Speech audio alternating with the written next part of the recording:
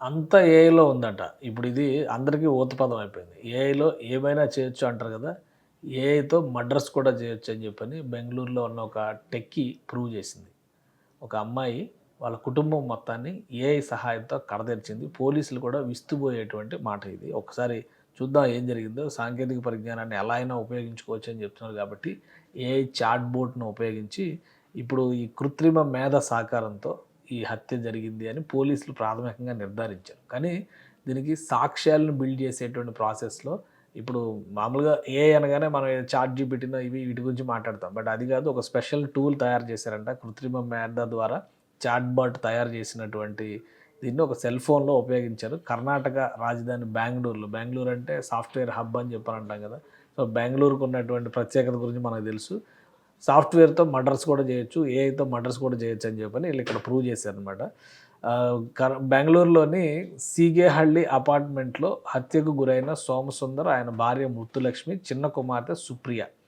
ఈళ్ళ ముగ్గురికి సంబంధించిన కేసుని పోలీసులు దర్యాప్తు చేస్తే ముగ్గురిని చంపింది పెద్ద కుమార్తె శ్వేత అని చెప్పని కన్ఫర్మ్ అయింది. ఆమెకి ఒక ప్రియుడు కూడా ఉన్నాడు. కెనెత్ అంట అతని పేరు. వీళ్ళిద్దరూ కలిసి ఏఐ సహకారంతో, ఏఐ చాట్‌బోట్ సహకారంతో ఒక మనిషిని ఎలా చంపొచ్చు అనే దాని మీద డేటా తీసుకొని, అందులో ఏం చెప్పారో దాని ప్రకారమే మేము చంపామని చెప్పని పోలీసుల ముందర అంగీకరించారు.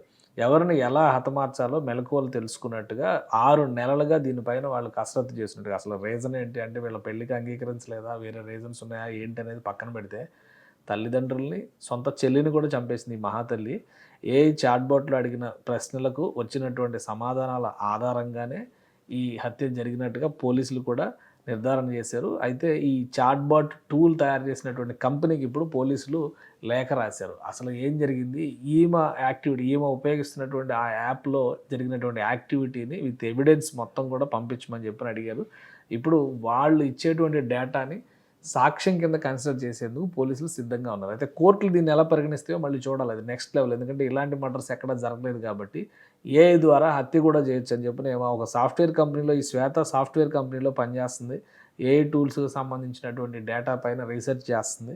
సో, వీటన్నిటిని దృష్టిలో పెట్టుకొనే మర్డర్‌లు చేసే ఏఐ చాట్‌బాట్ కూడా ఉందని చెప్పని కనిపెట్టింది. దాని ఆధారంగా కుటుంబం మొత్తాన్ని కడతెరిచింది. ఎటు నుంచి ఎటు పోతుందో లోకం చూడండి. పెంచి పెద్ద చేసి చదివించి ఉద్యోగం వచ్చేలా చేసినటువంటి తల్లిదండ్రులను చంపేసింది. తనతో పాటు పెరిగిన సొంత చెల్లి 19 ఏళ్ల వయసులో ఉందన్నమాట ఆమె. అంటే ఆ అమ్మాయిని కూడా చంపేసింది. ఈ ఎక్కడికి వెళ్తుంది? ఏఐ యుగంలో మనుషుల బంధాలు ఎటుపోతున్నాయి? మర్డర్‌లు చేయడానికి చివరికి ఏఐని కూడా ఈ విధంగా ఉపయోగించాలనడానికి ఈ కేసు ఒక ఉదాహరణగా మారుతుంది. పోలీసులు దీన్ని ఫర్దర్‌గా ఎలా తీసుకెళ్తారో, కోర్టులు దీన్ని ఎలా కన్సిడర్ చేస్తాయో కూడా చూడాలి.